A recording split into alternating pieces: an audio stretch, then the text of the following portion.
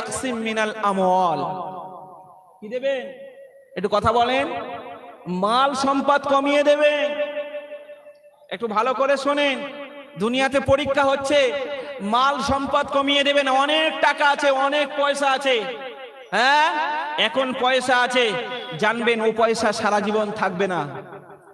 আজ আছে তো কাল নেই, বুঝতে পারেননি? এরপরেও আমরা তো মুসলমান সমাজ, যাকাত দেওয়াতে আমরা সেইভাবে আগ্রহী নয়। তো যাকাত যখন যে মালে দেওয়া হয় না, ও মাল এমনি শেষ হয়ে যায়। ও মাল কি হয়? এমনি শেষ হয়ে যায়।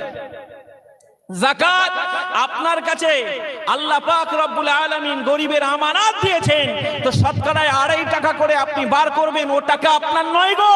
মনের ভিতরে আপনার হয় যে আমার টাকা আমি দেবো, তো কারুনের চরিত্র হয়ে গেল। এই কার চরিত্র? মুসা ইসলাম কারুনের কাছে গেল না, ও কারুন তোমার তো অনেক সম্পদ, হ্যাঁ তো কারুনের এত সম্পদ, যে সম্পদের চাবিগুলি বহন করার জন্য 40 খানা উট লাগতো। এই কটা, এই শুনতে পাচ্ছেন? সে অর্থ সম্পদ আমাদের আছে? কারুনের অর্থ বহন করার জন্য কটা উট লাগতো? অর্থ বহন করা না, অর্থের চাবি বহন করা। অর্থের চাবিগুলি বহন করার জন্য। আর আমাদের অর্থের চাবিগুলি আমাদের পকেটেও ধরে না, বুঝতে পারেননি? আমাদের পকেটেও ধরে না, তাতেই এত গরম। আর কারুনের অর্থের ওই চাবিগুলি বহন করার জন্য 40টা উট লাগতো। মানুষের জন্য সাধ্যের বাইরে ছিল। মানুষের জন্য ইন্না কারুনা কানা মিন কওমি মূসা ফাবাগা আলাইহিম, বাগওয়াত করেছিল, খোদাদ্রোহী করেছিল। ওয়া আতাইনাহু মিনাল কুনুজি মা, আমি তাকে অনেক সম্পদ দিয়েছিলাম। ইন্না মাফাতিহাহু লা তানু বিল উসবা ইদ ক্বালা লাহু কওমুহু লা তাফরাহ।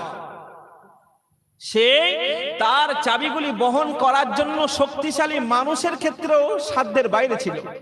40টা উট মানে ফাও কথা? মানে 40টা উট কেবলমাত্র কারুনের অর্থ সম্পদের চাবিগুলি বহন করবে। মুসা ইসলাম গেলেন, আর মুসা ইসলামের সঙ্গে কারুনের সম্পর্ক ছিল চাচাতো ভাই। কি ভাই? চাচাতো ভাই। চাচাতো ভাই, আপনি অর্থটার যাকাত দেন না। ও সব শুনে নিল, বলল অর্থের যাকাত দিতে পারি, তাকে হিসেবটা দাও। হিসেব দিলে, যখনই হিসাব দিলেন সমস্ত কিছুর, কারুনের মাথায় আর কাজ করে না। কারুনের কি করে না? মাথায় কাজ করে না, আমার সম্পদ আমি দেবো। যারা যাকাত দেওয়াতে অস্বীকার করে, এদের চরিত্র হলো কারুনের মতো, পরিস্থিতি কারুনের মতোই হবে। সব সম্পদ আল্লাহ পাক ডুবিয়ে দেবেন, শেষ করে দেবেন। বুঝতে পারেননি?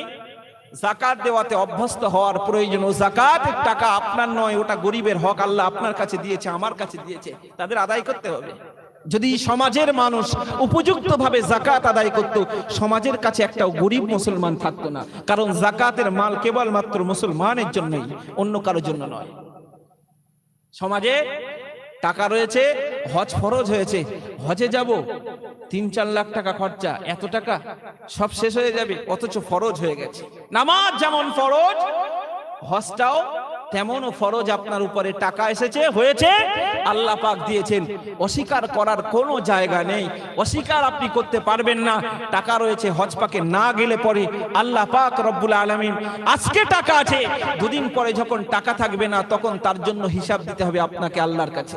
কারণ যে সময়ে হজ ফরজ হয়, সমাজের বুকে আমরা মনে করি কি, যে হজ যখন ফরজ হয়, এই হজ ফরজ যখন হয় হোক, বুড়ো বয়সে গিয়ে হজে যাব, লোকের আল ঠেলা, লোকের জমি মারা, আর লোকের জমি ফাঁকি দেওয়া, আর মিথ্যা কথা বলা, জুলুমবাজি করা, অত্যাচারী করা, যাবতীয় গুনাহ করে নেই।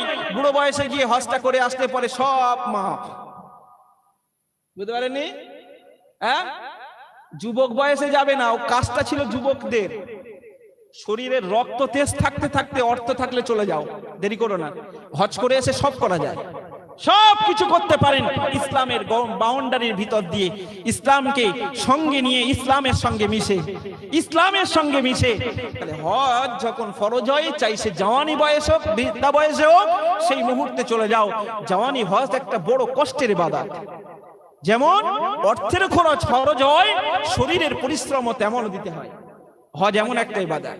কিন্তু সমাজের কাছে আলেম ওলামা বা জানলে ওয়ালা ছাড়াই হজ সমাজের কাছে এক্ষুনি শতকরাই 90টা ফিতনাতে তৈরি হয়ে গেছে।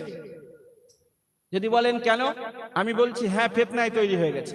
মানে ও হজ করে এসে ও একেবারে বড় হুজুর সেজে গেছে।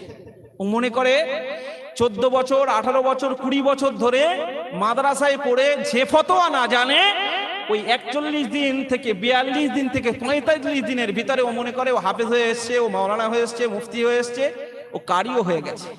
ওর কাছে আর কিছুই নেই, ওর পড়াও লাগে না, কিছুই লাগে না। হাজী সাহেব না বললে আবার ফুলে একদম ব্যাং হয়ে যায়। এই বুঝতে পারেননি? এমনি বলিনি। আর ইবাদতে যখন ফকর আসবে, ইবাদতে যখন অহংকার আসবে, এই অহংকারের ইবাদত আল্লাহর দরবারে কবুল হয়? তো ইবাদত আপনি তো সেখানে পড়তে যাননি, যে মাদ্রাসায় পড়তে গেছেন, একটা ডিগ্রি নিয়ে বাড়ি আসছেন, তার নয়। হ্যাঁ, গিয়েছেন তো আল্লাহর ইবাদত করতে। তাহলে যদি আপনাকে হাজী সাহেব না বলা হয়, তার মানে আপনার ভিতরে অহংকার এসেছেন না? হ্যাঁ, তাহলে যদি একজন হাজীকে হাজী বলতে হয়, তাকে হাজী ছাড়া অন্য কিছু বলা যাবে না, তাহলে একজন নামাজিকে বারবার নামাজি নামাজি বলে ডাকবেন। হ্যাঁ, একজন যিনি যাকাত দেয় তাকে জাকাতি জাকাতি বলে ডাকবেন। ও তো ইবাদত, যাকাত ইবাদত, নামাজ ইবাদত। হ্যাঁ, যিনি রোজা রাখবেন তাকে সওমি সওমি করে ডাকবেন লোকের সামনে। তার বেলা নয়, হজ করেছে, টাকা খরচ করেছে, তাই বলতে হবে হাজী সাহেব, না বললে ফুলে একেবারে অহংকারে ভরপুর। এই হজ আল্লাহর দরবারে কবুল হবে না, ও জেদ্দায় থেকে যাবে গো। বুঝতে পারেননি? এক হাজী সাহেব আমার জানার ভিতরে বারবার তাকে ইঙ্গিত করেছি, জান আল্লাহ টাকা দিয়েছে, অর্থ দিয়েছে, একটু হজটা করে আসেন। আমি জানি সে এতটাই জমি মেরেছে, সে বলে করে লাভ নেই। আমি মিথ্যা কথা বলছি না, একদম অতি বাস্তব কথা বলছি। এরপরেও সে হজ পাখি যখন যাচ্ছে, আর একজন হুজুরকে দাওয়াত করেছে, আমারও দাওয়াত করেছে।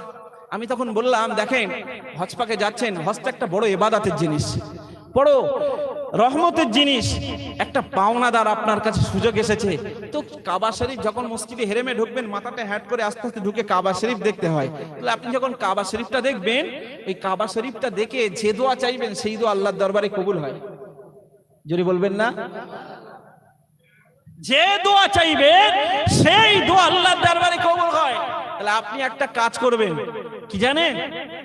যখন সবথেকে উত্তম পদ্ধতি হলো, উলামায়ে কালামেরা বলেছেন যে উত্তম পদ্ধতি হলো কাবা শরীফটাকে দেখার সঙ্গে সঙ্গে আল্লাহর কাছে এই দোয়া চাওয়া, আল্লাহ আমার হায়াতে জিন্দেগিতে আমি যত দোয়া চাইবো, প্রত্যেকটা দোয়াকে আপনি কবুল করে নেবেন, যদি হালাল মতে হয়, জায়েজ মতে হয়।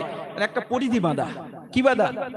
আর একজন পাশ থেকে মাওলানা তাকে বলে দিল যাওয়ার সময় যে আপনি বলবেন যে আল্লাহ আমাকে অন্তত জান্নাতি করবেন। কি করবেন?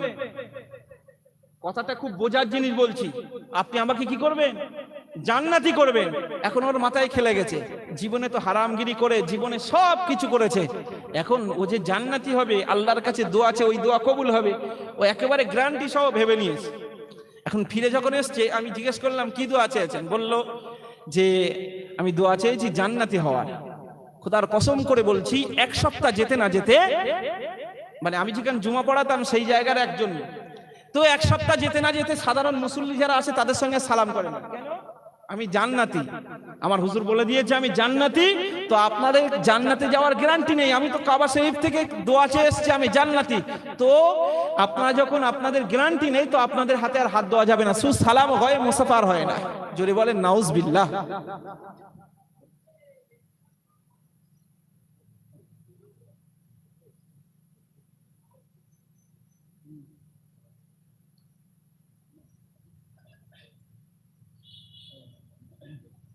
ঠিক আছে, ঠিক আছে, ঠিক আছে, ইনশাল্লাহ, ইনশাল্লাহ। তো এই তো মাল আল্লাহ কমাবেন না, কমাবেন না। এইরাম যদি হাজি হয়, তাহলে তার মাল থাকবে বলে মনে হয়? একটু কথা বলেন। হ্যাঁ, সমাজে আছে না এরকম? হ্যাঁ, দূষণীয় হাজি। কি হাজি?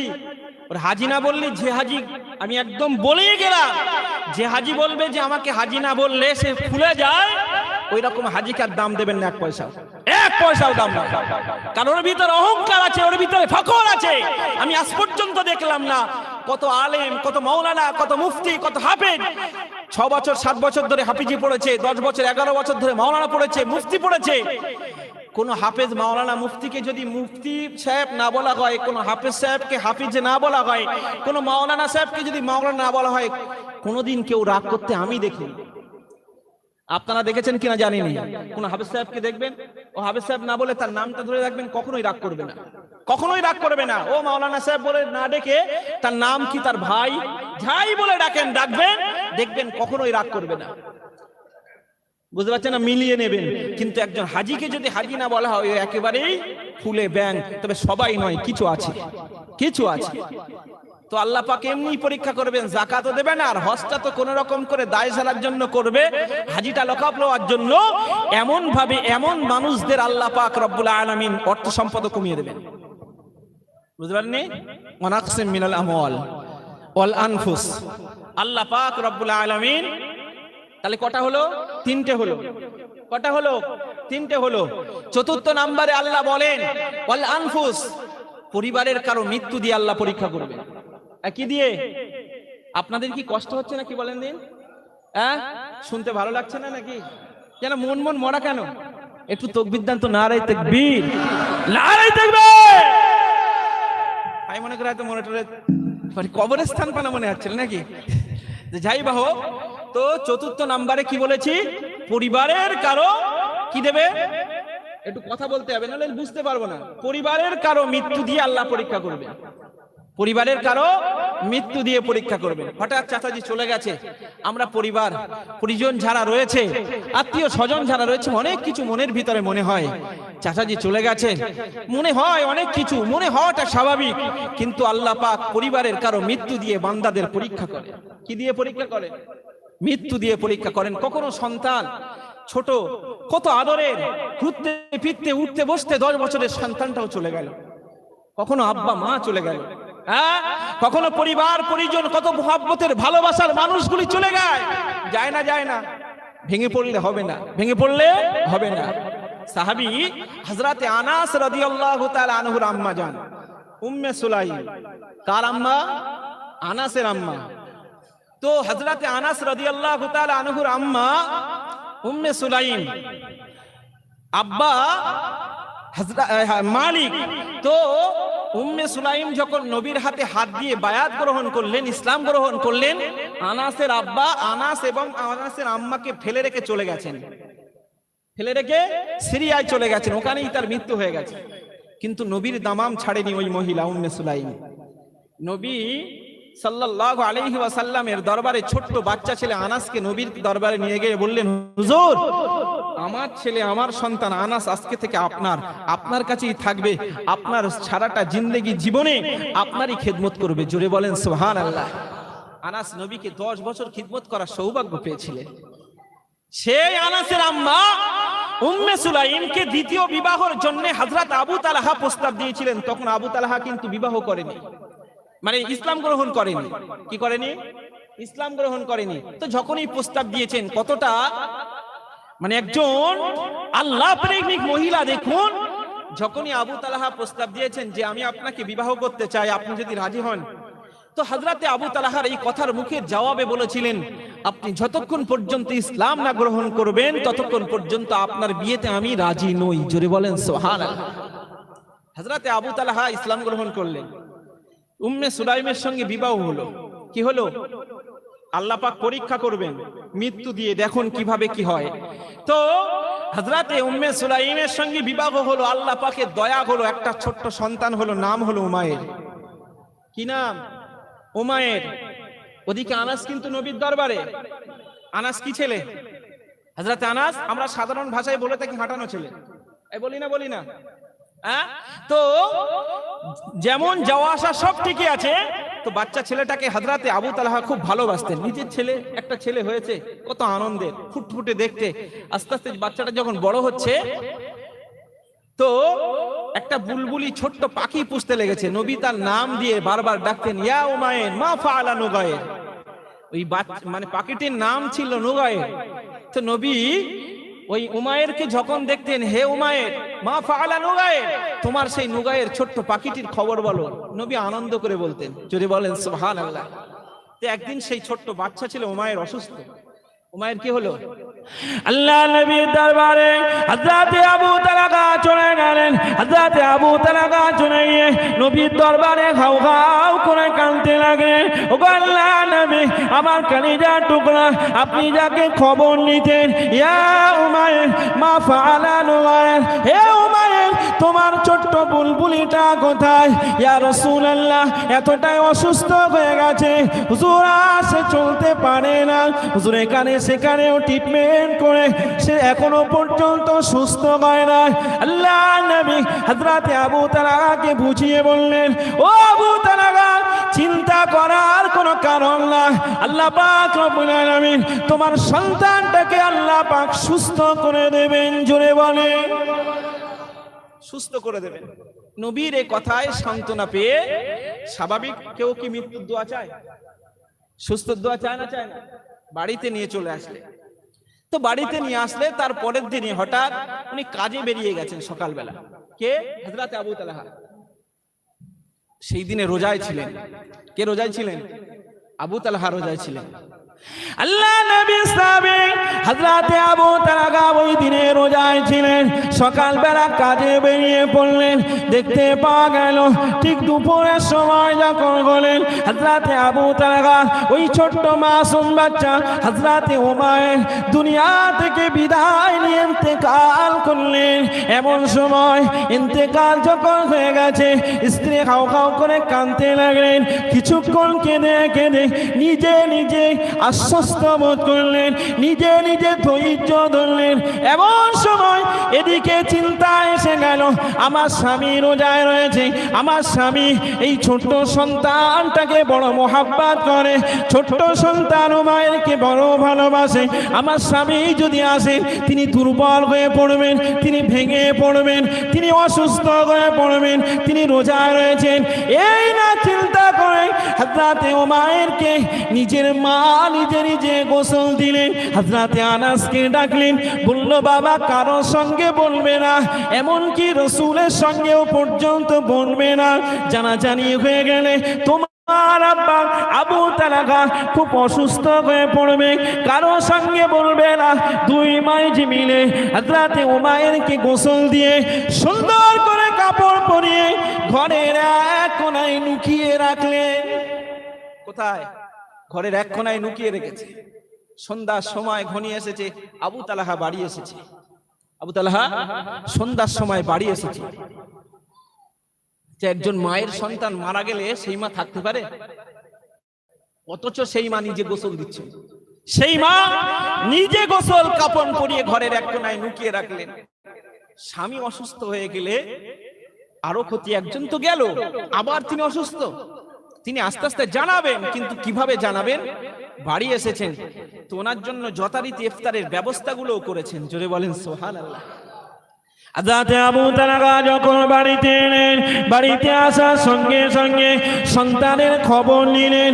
সন্তানের খবর নেওয়াতে হযরত উম্মে সুলাইম ওই সময় জানিয়ে দিলেন, আপনার সন্তান উমাইর আগের থেকে এখন শান্ত রয়েছে। কি আছে? এই শান্ত আছে না নাই? এই মিথ্যা কথা বলেছে বলে মনে হয়? আগের থেকে শান্ত নেই? আগে ছটপট করছিল, ঘুরছিল, এখন কি হয়ে গেছে? নিস্তেজ, শান্ত হয়ে গেছে। মনের ভিতরটা পুড়ে যায়, মনের ভিতরটা আফসোস হয়। স্বামীকে বসতে দিলেন না, নিজে স্বামীকে ইফতার করালেন। মাগরিবের নামাজ হয়ে গেল, ইশার নামাজ হয়ে গেল, খাওয়া দাওয়া করলেন। কিভাবে স্বামীকে জানাবেন? স্বামী অসুস্থ হয়ে পড়বেন, কিভাবে স্বামীকে জানাবেন? এই না প্রেসারিতে প্রেসারিক হয়ে গেলেন। এমনকি রাতেতে স্বামী স্ত্রী একই বিছানায় শুলেন। ফরজ ও গোসল আদায় করলেন, ফরজ গোসল আদায় করে ফজরের নামাজ আদায় করলেন। ফজরের নামাজ আদায় করার পরে স্বামী কাজেতে বেরিয়ে যাবেন। এমন সময় হযরত আবু তালহার স্ত্রী আবু তালহার হাতটাকে শক্ত করে ধরলেন। আপনার সঙ্গে আমার একটা কথা রয়েছে, কথাটা অন্য কোনো কথা নয়। ও আমার স্বামী, আপনার ব্যাপারে আমার কাছে প্রশ্ন রয়েছে, আপনাকে একটা প্রশ্ন করতে চাই। কি প্রশ্ন বলেন?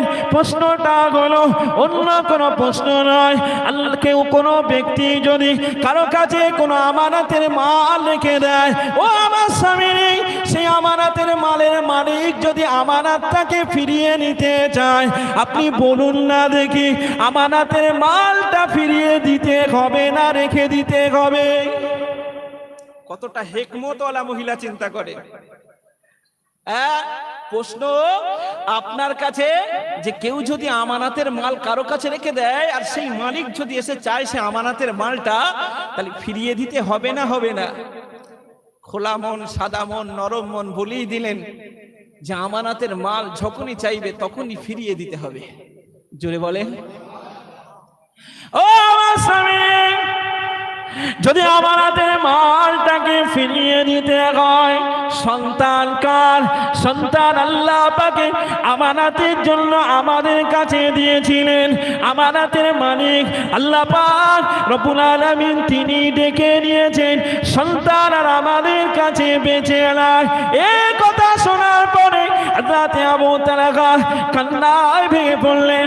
সন্তানের কাছে দৌড়ে গেলেন, স্ত্রীর প্রতি রেগে গেলেন। রেগে গিয়ে ওই সন্তানকে নিয়ে সোজা রাসূলের দরবারে গিয়ে স্ত্রীর বিরুদ্ধে নালিশ দিলেন। ইয়া রাসূলুল্লাহ, ইয়া হাবিবাল্লাহ, আমার স্ত্রী, আমার সহধর্মিনী আমার সঙ্গে এমন ব্যবহার করেছে। গতকাল আমার সন্তান মারা গেছে, আমি রোজায় ছিলাম, সে আমাকে জানায়নি। বাড়িতে এলাম, বাড়িতে এসে আমাকে ইফতার করিয়েছে। মাগরিবের নামাজ, ইশার নামাজ, রাতে খাওয়া দাওয়া করে একই বিছানায় শুয়ে আমরা ফরজ গোসল আদায় করে ফজরের নামাজ আদায় করেছি। রাতেতে আমার সঙ্গে আচরণ। ইয়া রাসূলুল্লাহ, আমার ঘরে মৃত সন্তান রেখে আমার স্ত্রী আমার সঙ্গে এমন ব্যবহার হুজুর আমি মেনে নিতে পারি না। আমার স্ত্রীর জন্য আপনার কাছে শাস্তির আবেদন করলাম। কি করলো? শাস্তির জন্য দরখাস্ত করলো। নবী হতভম্ব হয়ে গেল, চিন্তা করলেন, আরে কারো পক্ষে কি এমন সম্ভব? জোরে বলেন সুবহানাল্লাহ। আল্লাহ পাক নবীকে জানালেন, আল্লাহ পাক রব্বুল আলামিন আবু তালহার স্ত্রী উম্মে সুলাইমের প্রতি আল্লাহ নিজেই খুশি। জোরে বলেন সুবহানাল্লাহ। আল্লাহ নবী ওই সময় দোয়া করলেন, ও আবু তালহা, কান্নার কোনো কারণ নাই, কান্নার কোনো কারণ নাই। আল্লাহ পাক আমানতের জিনিসটা ফিরিয়ে নিয়েছে। ও আবু তালহা, তোমার স্ত্রীর প্রতি স্বয়ং আল্লাহ পাক নিজেই খুশি হয়ে গিয়েছেন। আমি তার শাস্তি কিভাবে দেব? আমি তার শাস্তি কখনোই দিতে পারবো না। আল্লাহ নবী উভয়ের জন্য, হযরত আবু তালহা এবং উম্মে সুলাইমের জন্য দোয়া করলেন। নবীর দোয়ার বরকতে আল্লাহ পাক পরবর্তীতে 7টা সন্তান দিয়েছিলেন। ওই 7টা সন্তানে আল্লাহ পাক কোরআনের হাফেজ বানিয়ে দিয়েছিলেন। জোরে হবে না? তাহলে পরিবারের কারো মৃত্যু দিয়ে আল্লাহ কি করবে? কথা বলেন, পরীক্ষা করবে। অল আনফুস শেষে ওয়াসসামারাত, আল্লাহ পাক ফসল আদি কমিয়ে দিয়ে পরীক্ষা করবেন। এই 5 নাম্বার চলছে, এটাই শেষ করে দেব। কি করলো? ফসল আদি কমিয়ে দিয়ে পরীক্ষা করবেন। করবেন না? করবেন না? তাহলে ফসল আদি কমিয়াবেন কিভাবে? হঠাৎ এখন আমের সিজন চলছে না, হ্যাঁ? যদি জিজ্ঞেস করা হয় যারা গাছ টাছ কিনে, খবর কি? প্রচুর পরিমাণে আম হয়েছে আলহামদুলিল্লাহ। আবার কিছুদিন পরে খবর বলতো আমের আর দাম নেই। কিনে আমের দাম নেই। পরের বছর খবর আম হয়নি। আম কি হয়নি, মানে দিলেও জ্বালা, না দিলেও। আরে যখন আম কম তার মানে আল্লাহ দাম তো বাড়াবেন না? বাড়াবেন না? এই বাড়াবেন না? বাড়াবেন না? আল্লাহ সামঞ্জস্যটা ঠিক বজায় রাখবে, কি একটু কষ্ট হবে। কি হবে? তা আমরা সাধারণ মনে করি কি ফসলাদি কমে গেছে, কি যে হবে তার তো ঠিক নেই। চাষি তো মার খেয়ে গেল, আল্লাহ পাক রব্বুল আলামিন যে কোনো পদ্ধতিতে সেটাকে পূরণ করেন, তবে এটা পরীক্ষা। কি হয়, দিলেও যারা অতিরিক্ত হয়েছে আর দাম নেই বলে একেবারে শেষ নিঃশ্বাস টেনে দিলে হবে না গো, হবে হবে না। তো আল্লাহ পাক পরীক্ষা করবেন কি দিয়ে? মালকে কমিয়ে দিয়ে। কাজ কারবার হবে না, ব্যবসা বাণিজ্য ঠিক মতো হবে না, কমিয়ে দেবেন। তো এই যে আল্লাহ পাক আমাদের হায়াত এবং মওত এর মাঝখানের ব্যবধান, এই যে দুনিয়ায় আছি, এই দুনিয়াটা হলো ক্রীড়া কৌতুকে অনর্থক। এর মাঝখান দিয়ে আল্লাহ পাক পরীক্ষা করবেন কে ভালো কাজ করতে পারে। পরীক্ষাটা একটা কোরআনের আয়াতের ভিতর দিয়েই আলোচনা করলাম, কি 5টা পরীক্ষা করবে। এই 5টা পরীক্ষায় যদি পাশ করতে পারেন, আল্লাহ পাক রব্বুল আলামিন ঘোষণা দিয়েছেন অবাশশিরিস সাবিরিন, ধৈর্য ধারণকারী যারা হবে তাদের জন্য সুসংবাদ দেন। কি অবাশশির আই আল জান্নাহ, যে তাদেরকে যারা ধৈর্য ধারণকারী হবে তাদেরকে জান্নাতের সুসংবাদ নবী দিয়ে দেন। যদি হবে না, তাহলে ধৈর্য ধারণকারীদের অন্তর্ভুক্ত হতে হবে না, হবে না? হ্যাঁ, নবীর একটা হাদিস শেষ, নবী বলেছেন ইন আসাবাতহু সাররা, যখন মুমিনের সচ্ছলতা পৌঁছায়, মুমিনের কাজ হলো শাকারা, মুমিন কৃতজ্ঞতা স্বীকার করে। জোরে বলেন সুবহানাল্লাহ। ফাকানা খায়রাল্লাহ, ওটাই ওর জন্য কল্যাণ। ওয়াইন আসাবাতহু দাররা, মুমিনের যখন কোনো কষ্ট পৌঁছায়, মুমিনের যখন দুর্ভিক্ষ পৌঁছায়, মুমিনের যখন অর্থ সম্পদ কমে যায়, মুমিনের যখন মৃত্যু দিয়ে আল্লাহ পাক পরীক্ষা করেন, মিন আসাবাতহু দাররা, যখন কোনো কষ্ট পৌঁছায় মুমিন কি করে? সবারা, ধৈর্য ধারণ করে। জোরে বলেন সুবহানাল্লাহ। নবী বললেন ফাকানা খায়রাল্লাহ, ওই ধৈর্য ধারণ করাটাই তার জন্য কল্যাণকর। আরেকবার জোরে বলেন। আল্লাহ পাক রব্বুল আলামিন এই দুনিয়া নামক খুব খতরনাক জায়গা, আল্লাহ পাক আমাদিগকে হেফাজত করেন। বলেন আল্লাহুম্মা আমিন। চাচাজি চলে গেছেন, আল্লাহ তানা সহ আমাদের আত্মীয় স্বজন আমরা যারা আছি, আমাদের গ্রামবাসী, আমাদের ভালোবাসার মোহাব্বতের মানুষ দিগকে ক্ষমা করেন। বলেন আল্লাহুম্মা আমিন। আল্লাহ পাক আমাদের সকলকে সহি সালামতে রাখবার মতো তৌফিক দান করেন। বলেন আল্লাহুম্মা আমিন। আসুন।